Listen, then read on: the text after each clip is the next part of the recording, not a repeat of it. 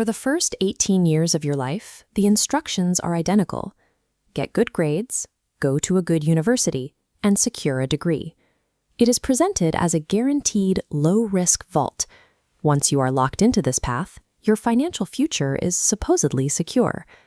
But the math on the other side of graduation tells a different story.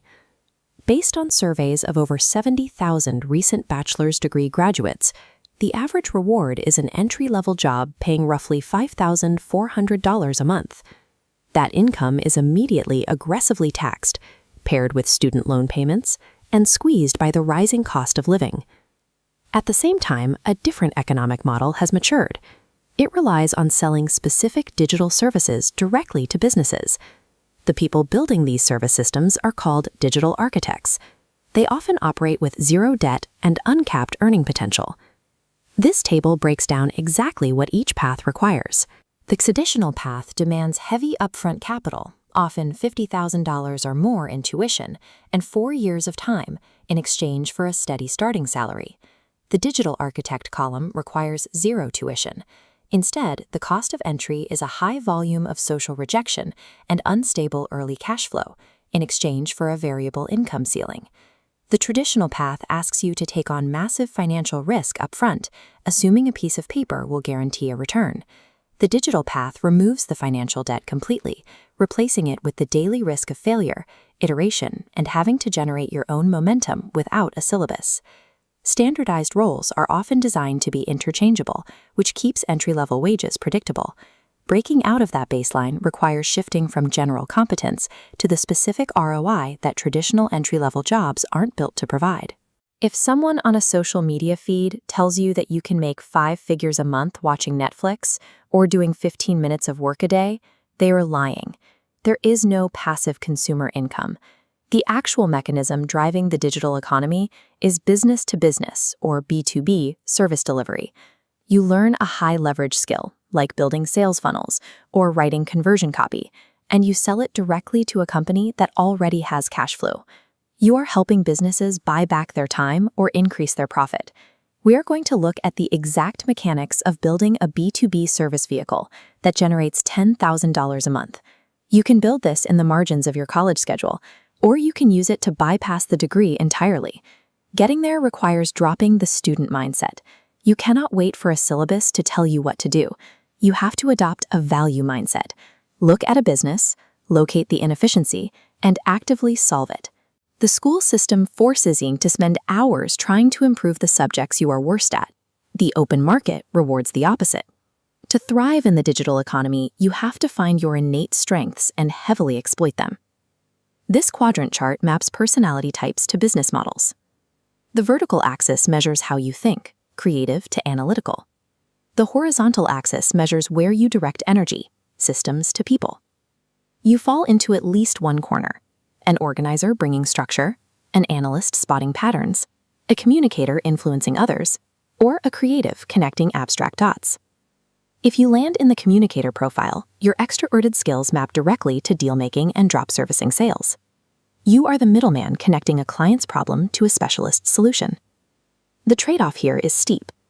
Achieving high initial cash flow as a communicator means enduring brutal, continuous social rejection. You have to be willing to send hundreds of cold outreach messages and take dozens of hard no's before securing your first client. On the other side of the chart, analysts and organizers belong in structural services. Building automated AI workflows or mapping out complex sales funnels perfectly matches a logical, systems-driven brain. The trade-off for these technical profiles is intense, isolated focus, troubleshooting broken API connections, and constantly learning new software as the technology shifts. Aligning your service with a natural talent quadrant reduces the psychological friction of the early stages. It makes the high volume of outreach or technical troubleshooting more sustainable during the months before your first major payout. This operational blueprint requires 5 steps: define your service, sell it, deliver it, fix the bottlenecks, and systemize the workflow. First, strip your service to one action and pitch local businesses. Charging money means zero conversions, so execute work for free. This acquires actual skill and generates a case study. Once you have data proving your work gets results, you stop talking to local coffee shops. You take those case studies and pivot to high-value B2B clients, private medical clinics, law firms, and software companies. This is where the math shifts. A local restaurant might struggle to pay you $50 a week to manage their social media. A private dental clinic will pay a $2,000 monthly retainer because a single new patient covers their cost. 5 of those clients puts you at $10,000 a month. Handling 5 high-ticket clients simultaneously will break your schedule.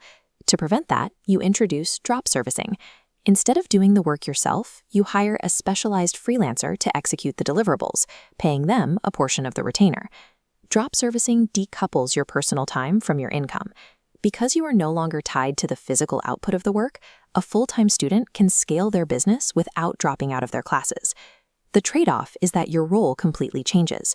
You are no longer a creative worker. You become a manager. You have to handle quality control, manage client expectations, and protect your profit margins.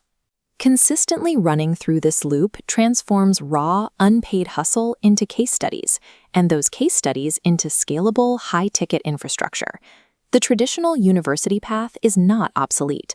If you are entering a heavily regulated field like medicine or law, or if you require strict external deadlines to function, you need the degree. But if your goal is independent income, the market operates on a straightforward exchange. Businesses allocate budget to people who can demonstrably save them time, save them money, or generate new revenue. This decision tree looks at your current constraints to determine your exact next move. Your starting point depends entirely on your available time and tolerance for risk. If you fall into the risk or GPA focus category, keep your major. Your objective is to dedicate just 5 hours a week to running the skill-maxing loop in the background. SafePath students should stick to low-friction, asynchronous services. Writing email copy or editing short-form video allows building a portfolio without jeopardizing your grades. If you have a heavy course load or part-time job, you are time poor. You cannot afford to offer manual fulfillment. Time-poor students must avoid trading hours for dollars. Your focus should be on building arbitrage systems. By setting up AI automation workflows or using drop servicing, your input remains managerial. You spend limited time maintaining the system. If you have excess time and a high tolerance for rejection, you take the high hustle path. Lean into your communication traits. Reach out to local businesses. Give away high-quality value for free. Gather your case studies and pitch high-value B2B retainers. Your goal is to stack 5 clients paying $2,000 a month. A traditional student waits passively to be handed a syllabus.